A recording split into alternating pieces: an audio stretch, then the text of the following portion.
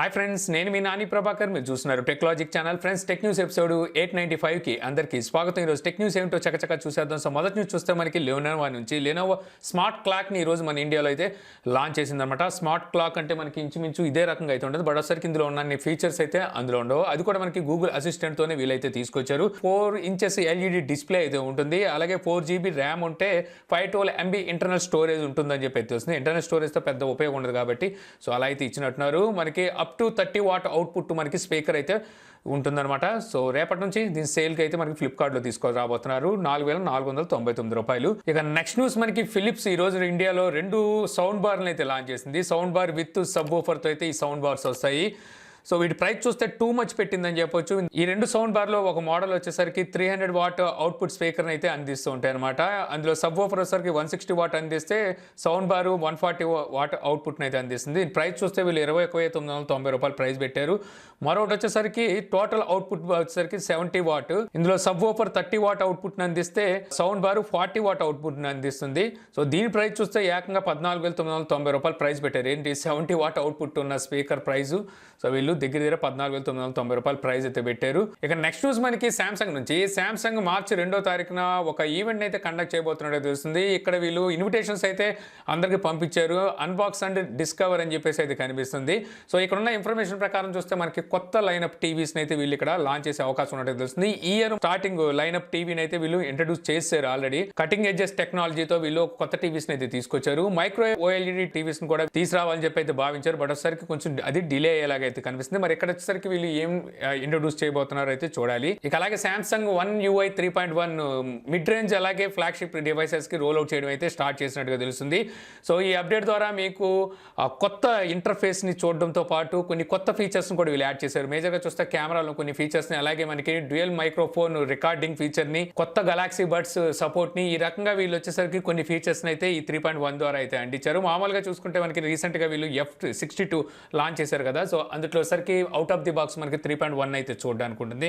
ఇప్పుడు ఆ అప్డేట్ ని మిగిలిన ఇక్కడ మీకు కనిపిస్తున్న లిస్ట్ లో ఉన్న మొబైల్స్ కూడా వీళ్ళు రోల్ అవుట్ చేయడం అయితే స్టార్ట్ చేసినట్టు తెలుస్తుంది.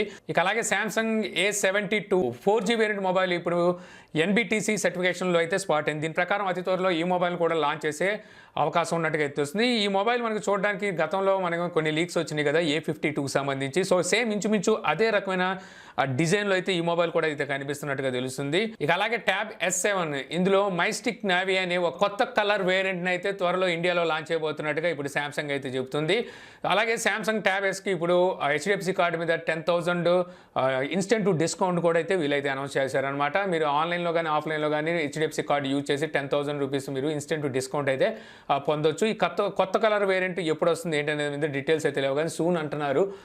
ఆల్రెడీ ఈ కొత్త కలర్ వేరియంట్ యూఎస్లో అనుకుంటా సో లాంచ్ అయితే చేశారు. దాన్ని ఇప్పుడు మన ఇండియాలోకి అయితే తీసుకురాబోతున్నారు. ఇక నెక్స్ట్ న్యూస్ మనకి యాపిల్ నుంచి. యాపిల్ ఫోల్డబుల్ మొబైల్స్ అయితే తీసుకురాబోతున్న సంగతి తెలిసిందే కదా. దీనికి సంబంధించి వీళ్ళు డిస్ప్లే ఎవరి దగ్గర నుండి తీసుకుంటారని చెప్పేసి ఇంతకుముందు చాలా రూమర్స్ వచ్చినాయి. LGS లేకపోతే సామ్సంగ్, ఇది కాకుండా ఇంకో వాళ్ళతో వీళ్ళు మంత్రాలు జరుపుతున్నారని చెప్పి ఇప్పుడు చూస్తే LG ఫైనలైజ్ అయినట్టుగా తెలుస్తుంది అనమాట. మనకి యాపిల్ నుంచి రాబోయే ఏవైతే ఫోల్డబుల్ మొబైల్స్ ఉంటాయో వీటిలో మనం LG డిస్ప్లేస్ అయితే చూడడానికి ఉంటుంది. కాకపోతే ఈ ఫోల్డబుల్ మొబైల్ అనేది రావాలంటే 2 years అయితే పట్టిద్ది అని చెప్పేసి అయితే తెలుస్తుంది. అంటే 2023లోనే మనం యాపిల్ నుంచి ఫోల్డబుల్ మొబైల్స్ అయితే చూడడానికి ఉంటుంది. ఇక నెక్స్ట్ న్యూస్ మనకి Realme flagship mobile GT. So ఈ డేట్ అయితే కన్ఫర్మ్ అయింది. మార్చి 4వ తారీఖున ఈ మొబైల్స్ ని వీళ్ళు లాంచ్ చేయబోతున్నట్టుగా టీజ్ అయితే చేస్తున్నారు. చైనాలో ఈ మొబైల్స్ అయితే లాంచ్ చేయొచ్చు. ఇండియాలో చూస్తే మనకి ఇక్కడ రెడ్మీ నోట్ 10 లైనప్ అయితే అదే రోజున మార్చి 4వ తారీఖునే రెడ్మీ అయితే డేట్ ఫిక్స్ చేసుకుంది. సో వీళ్ళు వచ్చేసరికి అదే రోజున ఫ్లాగ్షిప్ మొబైల్ ని చైనాలో లాంచ్ చేయాలని చెప్పేసి రియల్మీ భావిస్తున్నట్టుగా అయితే తెలుస్తుంది. ఇక అలాగే Realme Narzo 30 series mobiles 30A ఇంకోటి 30 Pro ఈ 2 మొబైల్స్ అయితే లాంచ్ అయిపోతుంది కదా. సో వీటికి సంబంధించిన డేట్ కూడా ఇప్పుడు రివీల్ చేసిందనమాట. ఈ నెల 24వ తారీఖున ఈ 2 మొబైల్స్ ని మన ఇండియాలో అయితే రియల్మీ లాంచ్ అయిపోతుంది. ఈ మొబైల్స్ సంబంధించిన అన్బాక్సింగ్ వీడియో మన ఛానల్ అయితే ఉంటుంది. ఇక్కడే బడ్స్ ఎయిర్ 2 కూడా సో రియల్మీ అయితే లాంచ్ అయిపోతున్నట్టుగా అయితే తెలుస్తుంది. సో బుధవారం మధ్యాహ్నం 12:30కి అయితే వీటిని అయితే లాంచ్ అయిపోతున్నారు. ఇక నెక్స్ట్ న్యూస్ చూస్తే మనకి మొబైల్ వరల్డ్ కాంగ్రెస్. యాక్చువల్గా లాస్ట్ ఇయర్ అయితే ఇది జరగలేదు. దీనికి రీజన్ ఏంటంటే COVID-19 అనమాట. 2019లో అయితేనే బాగానే జరిగింది.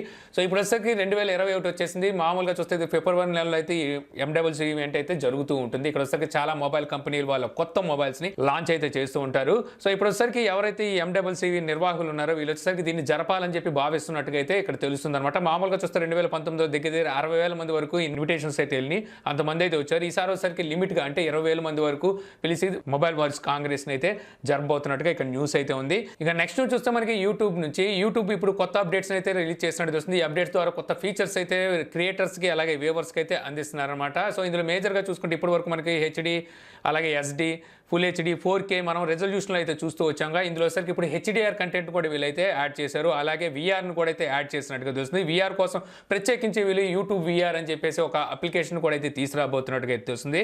సో యూట్యూబ్ వీఆర్ అంటే మీరు వర్చువల్ రియాలిటీని గ్లాసెస్ పెట్టుకొని మొత్తం 360 డిగ్రీలు అయితే వాచ్ చేయొచ్చు అనమాట.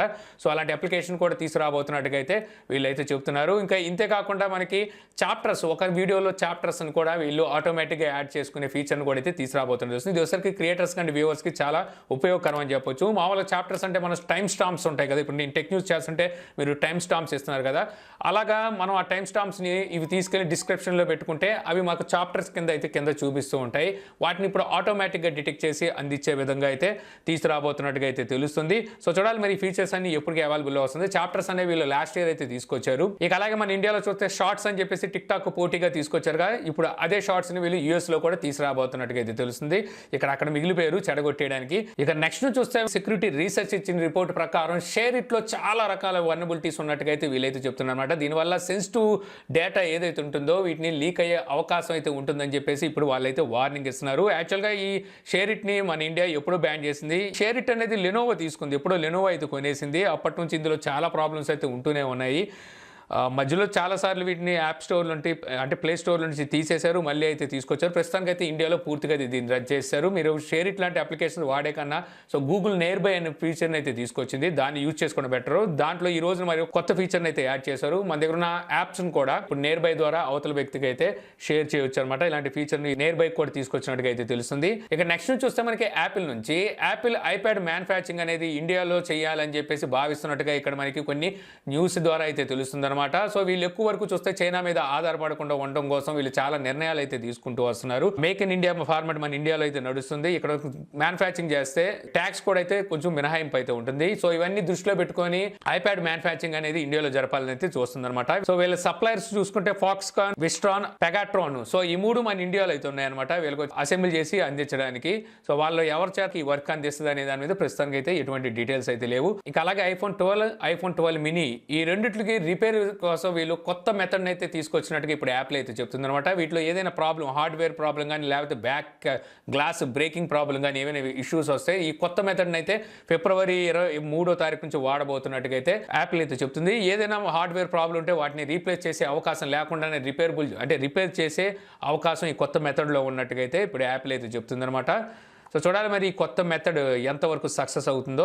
ఇక next news, Huawei Mate X2 foldable mobile అనమాట. ఈ మొబైల్ డేట్ అయితే కన్ఫర్మ్ అయింది. ఫిబ్రవరి 22 ఈ మొబైల్ని అయితే వీళ్ళు లాంచ్ చేయబోతున్నారు. హువావే చూస్తే ఇండియాలోకి అయితే మొబైల్స్ అసలు తీసుకురావట్లేదు. ఇంకా ఫోల్డింగ్ మొబైల్స్ ఇప్పటి వరకు వీళ్ళు 2 అయితే తీసుకొచ్చారు, మేట్ X S అని చెప్పేసి.